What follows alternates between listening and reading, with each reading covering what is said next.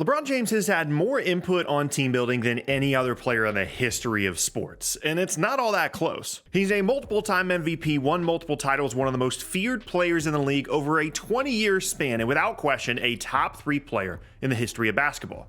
But GM LeBron, GM, whatever you want to call him, that guy has made a ton of mistakes that have borderline ruined franchises and maybe even cost himself even more success than the incredible career he's had so far. And this really goes back even to LeBron's first stint in Cleveland. During the 2009-2010 season, rumors were swirling about the Cavs acquiring Suns All-Star Amar'e Stoudemire to bolster their roster for a title run. The Stoudemire rumors around this time are a fascinating subject to look back on, as he was involved in Kevin Garnett rumors in 2007 before he went to Boston, and there's very credible reporting that suggests he was almost moved during the 2009 draft for the pick that became Steph Curry, as now Warriors head coach Steve Kerr was running the front office in Phoenix at the time, before the Warriors backed out of the deal, but that's a video for a different day. The Suns had been trying to trade Stoudemire in advance of his 2010 free agency, which would have been a serious talent upgrade for Cleveland, since the second best player on the team at the time was Mo Williams, even though the Cavs somehow managed to win 61 games that year, and LeBron was really pushing for this deal. The reported trade was Zydrunas Ilgauskas and JJ Hickson for Stoudemire, and if that deal was put on the table, the Suns reportedly would have taken the deal.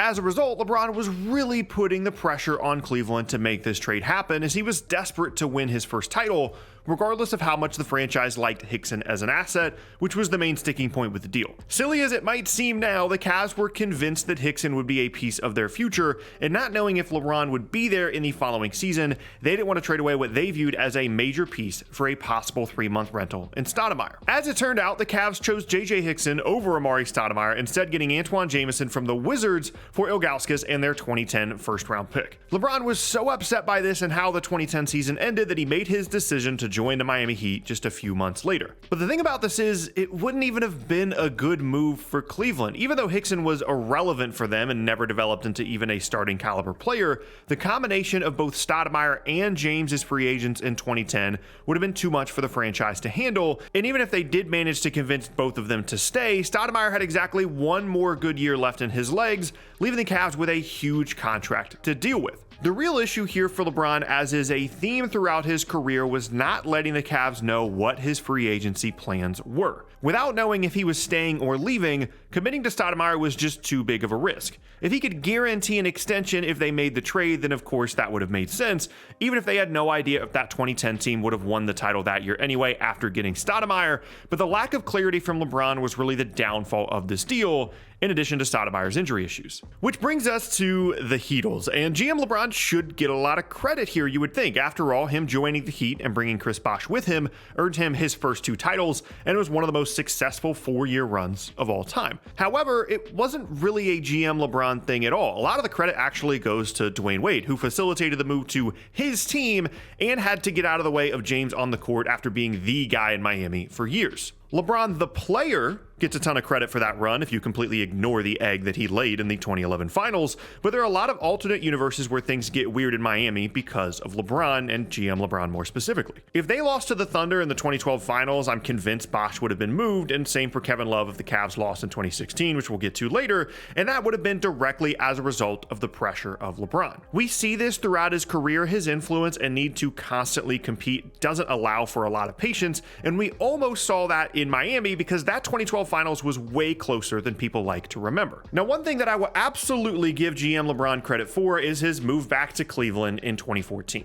A lot of people try and say that the reason that he went back was because it was his hometown team, and I'm sure that played a part in it, but that really wasn't the main reason. In reality, the Cavs were just a much better basketball situation for LeBron, partially because he left them in the first place. Even though the Cavs were missing some assets after LeBron left, they were nowhere near as bare as some other teams that LeBron has since played for, and just how bad they were allowed them to stockpile young talent and assets, although winning the lottery 3 times in 4 years certainly didn't hurt. That Heat team was getting really old, and LeBron was the only superstar left standing after the decline of Wade and Bosh, and although the storyline of coming home was really cool, the Cavs were just a better team of the future in terms of title contention. Immediately after getting to Cleveland, of course, GM LeBron got to work. Very famously, once he announced his return, he never once mentioned first overall pick Andrew Wiggins in his remarks, which we now know is because he never had any plans to play with Wiggins in the first place. It's debated whether or not this was a requirement agreed upon before LeBron chose to sign with the Cavs in the first place, but what is clear is that GM LeBron immediately went to work putting together a title contender for the Cavs. Of course, the Cavs did trade Wiggins plus some other assets for All-Star Kevin Love, the kind of move that they never made the first time that LeBron was there.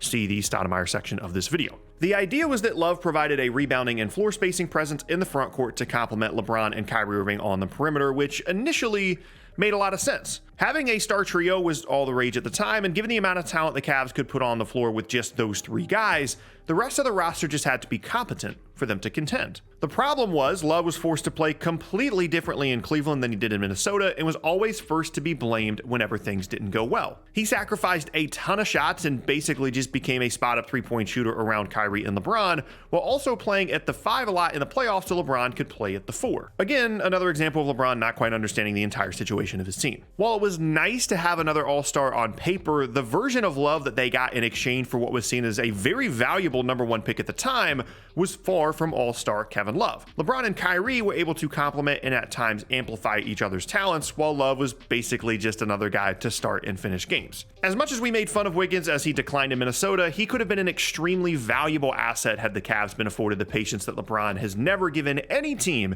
since failing to win a title in his first stint with the Cavs. Which brings us to the big one, the Anthony Davis trade. This is the biggest example by far of LeBron flexing his GM muscles in partnership with his agency, Clutch, a new tool that was a driving force in how the Lakers constructed their roster post-2018. After signing with the Lakers that year, LeBron stuck it out with the young roster that they'd put together over the prior few years, all while sabotaging the Pelicans' chances of retaining Anthony Davis behind the scenes. And once the Lakers' first season with LeBron didn't go very well, and they got great lottery luck and moved up to the number 4 overall pick in the 2019 draft, the fate of the Lakers roster was basically sealed. Davis for basically every young player and pick the Lakers had. And of course, this deal would pay off with LeBron's 4th title, but was it the right move? Lonzo Ball pre-injury issues proved himself to be a winning player that could play make, defend, and shoot, all of which were fantastic traits to have around LeBron.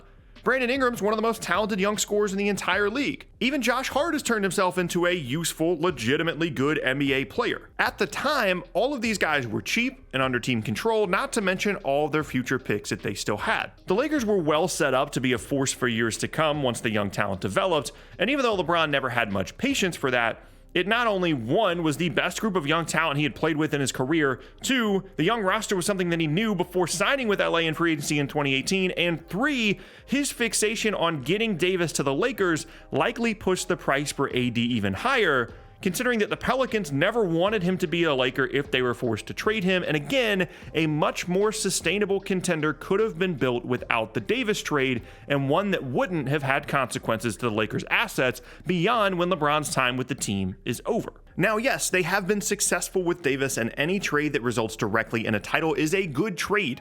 That's the rule. It's why the Kawhi trade resulting in the 2019 title despite Kawhi leaving after just one season is one of the greatest trades in NBA history. However, overall mismanagement of the roster has largely been a theme of LeBron's time with the Lakers, even if the results haven't always shown it. The AD trade was pretty reckless even in hindsight. Keeping those young guys and just using, for example, Kuzma and some picks to get another star might have been a better choice.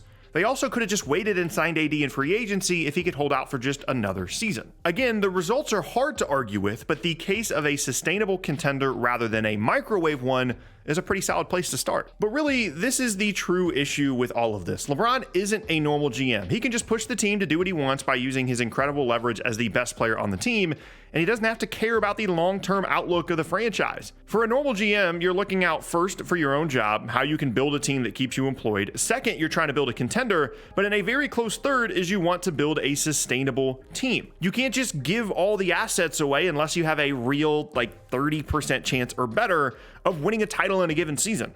LeBron, on the other hand, can just sign with a team, stay there 4 years, and then leave without having to deal with any of the draft picks or lack of assets for the future. An actual GM can't just switch teams every 4 years after going all in to try and win a title, and although the approach has allowed LeBron to reach the finals a ton of times, it wouldn't have been possible on just one team throughout that stretch. So even where LeBron does get credit for his GM abilities, most notably the results and the success of the AD trade, it's hard to praise him too much for simply operating in a way that no other GM can. Now that might seem like too negative of a perspective to some, but it's true. And honestly, given how much power LeBron has had, that is a part of his legacy.